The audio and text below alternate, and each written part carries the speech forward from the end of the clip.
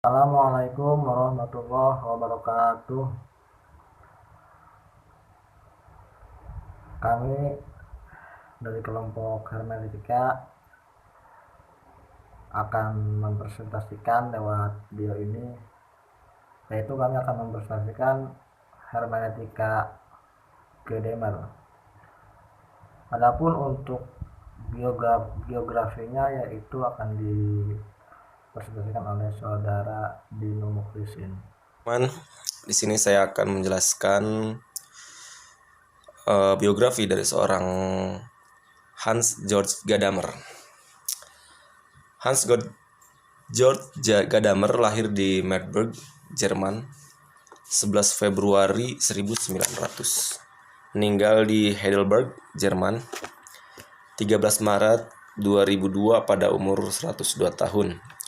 Ia adalah seorang filsuf Jerman yang paling terkenal untuk adik karyanya pada 1960, yaitu Kebenaran dan Metode. Gadamer dilahirkan di Marburg, Jerman sebagai anak seorang kimiawan farmasi, yang belakangan juga menjadi rektor universitas di sana. Gadamer melawan desakan ayahnya agar mempelajari ilmu alam, dan makin lama makin tertarik akan humaniora. Ia bertumbuh dan belajar di Breslau di bawah Honingswald.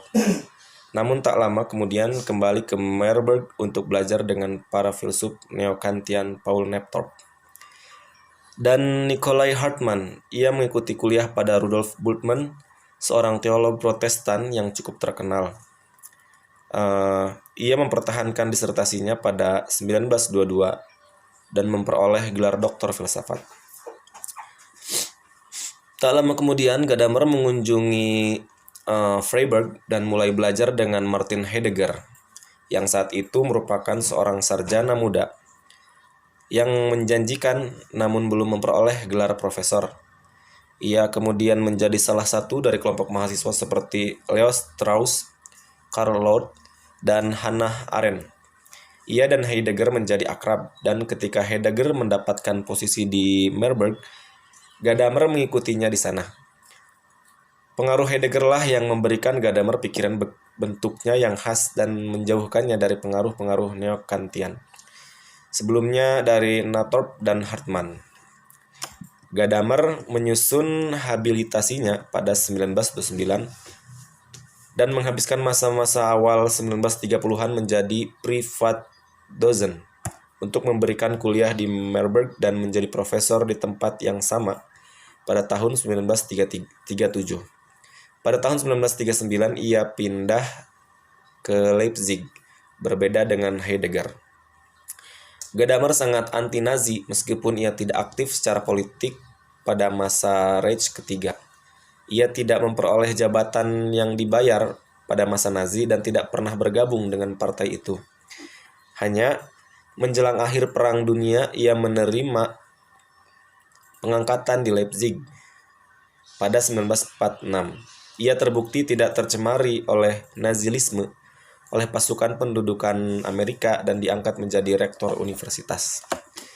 Jerman Timur yang komunis pun tidak disukai Gadamer dibandingkan dengan Reich ketiga, dan karena itu ia pindah ke Jerman Barat pada tahun 1947. Ia pindah ke Frankfurt am Main, pertama-tama menerima posisi di Frankfurt am Main dan kemudian menggantikan Karl Jaspers di Heidelberg pada 1949. Ia tetap dalam posisi ini sebagai emeritus atau pensiun hingga kematiannya pada 2002. Pada saat itulah ia menyelesaikan adikaryanya Truth and Method, Kebenaran dan Metode. 1960 dia terlibat dalam perdebatannya yang terkenal dengan Jürgen Habermas mengenai kemungkinan dalam mentransendensikan sejarah dan kebudayaan guna menemukan posisi yang benar-benar objektif, yang daripadanya orang dapat mengkritik masyarakat. Perdebatan ini tidak menemukan kesimpulannya, tetapi merupakan awal dari hubungan yang hangat antara kedua orang ini. Gadamerlah yang pertama-tama membuka jalan bagi Habermas untuk mendapatkan gelar profesornya di Heidelberg. Upaya yang lain untuk melibatkan Jacques Derrida ternyata kurang memberikan hasil karena kedua pemikir tidak banyak memiliki kesamaan. Setelah kematian Gadamer, Derrida menyebut kegagalan mereka untuk menemukan titik temu sebagai salah satu kegagalan terburuk dalam hidupnya dan mengungkapkan dalam obituari utama untuk Gadamer rasa hormatnya yang besar baik secara pribadi maupun filosofis.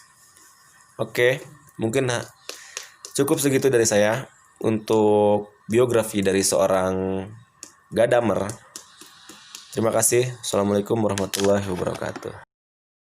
Oke, terima kasih untuk saudara Dino yang telah membeberkan daripada geografi Gadamer ya. Nah, untuk selanjutnya mungkin untuk pembahasan pemikiran Gadamer ini akan dijelaskan oleh saudari Erisa. Silahkan. Teori tentang filsafat ilmu atau paradigma keilmuan tentang hermeneutika dari teori sang filsuf yang bernama lengkap Hans Georg Gadamer atau yang sering kita kenal sebagai Gadamer. Tut metode atau sering kita kenal sebagai kebenaran dan metode. Secara umum, konon katanya, hermeneutika itu berasal dari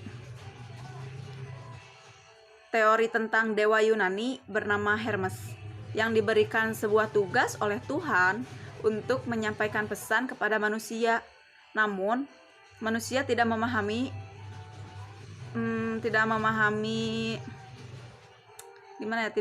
bahasa tersebut, sehingga Hermes menerjemahkan sebuah pesan tersebut agar bisa dipahami oleh manusia itu sendiri.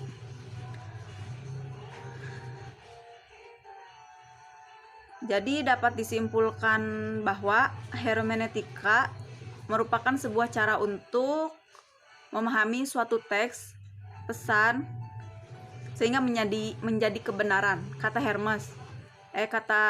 George atau Gadamer, manusia sudah memiliki pemahaman awal. Jadi manusia itu mengetahui segala sesuatu, ingin tahu, karena dia tuh bukan tidak tahu, tapi dia tuh udah memiliki pemahaman awal gitu. Kata George juga, pemahaman itu sama dengan keyakinan, kesepakatan atau persetujuan. Jadi saat kita sepakat atau setuju, berarti kita satu pemahaman dan pemahaman itu benar. Hermeneutik tidak berhenti pada pengertian sebagai metode, melainkan melampaui metode untuk menemukan kebenaran. Nah, oke, untuk saudari Arisa, terima kasih atas penjelasannya. Dan menurut saya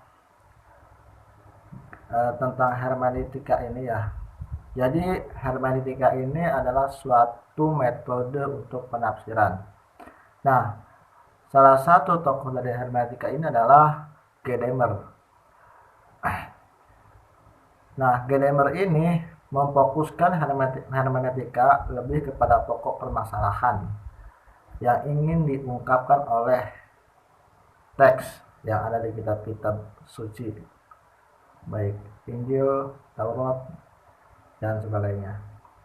Nah, adapun konsep lingkaran hermeneutik daripada Gadamer adalah mencakup pemahaman bagian-bagian teks melalui keseluruhan, dan sebaliknya bagian-bagian teks dapat dipahami dengan terlebih dahulu memahami maksud keseluruhan. Ya, maksudnya ketika kita ingin menafsirkan suatu teks ya, jadi kita harus memahami dulu di bagian-bagian teks dan maksud tujuannya apa gitu. Nah, tapi sebaliknya bagian-bagian teks akan dipahami secara keseluruhan bila kita memahami teks secara keseluruhan. Itu kata Gadamer. Nah, hermeneutik itu kan tadi isinya untuk mengungkapkan teks suci yang dari Tuhan. Jadi bahasa Tuhan itu mungkin susah dimengerti oleh umat manusia. Makanya diadakanlah tafsir hermeneutik gitu. Jadi tafsir hermeneutik ini bukan untuk menerjemahkan ya, untuk menafsirkan teks-teks suci dari bahasa ketuhanan ya, dari ke bahasa yang mudah dimengerti oleh umat manusia. Nah, biasanya metode hermeneutik ini sering digunakan untuk penafsiran kitab-kitab Injil seperti Taurat gitu kan ya. Itu boleh digunakan tafsir hermeneutik. Nah, namun karena ada beberapa kesulitan ya, jadi hermeneutik ini kebenarannya itu berbeda-beda ya, kebenarannya itu tidak satu penerjemahan itu tidak berbentuk universal, namun menurut saya relatif, karena bahasa tidak bermakna tunggal. Jadi ketika misalkan kitab Injil atau suatu teks ya yang harus ditafsirkan dengan metode hermeneutik, itu kan tidak dimengerti oleh umat manusia. Namun Gadamer tadi lebih memfokuskan kepada pokok-pokok permasalahan yang ada pada teks ya. Itu yang difokuskan oleh Gadamer dalam hermeneutik. Sekian dari kami. Mohon maaf. Wassalamualaikum warahmatullahi wabarakatuh.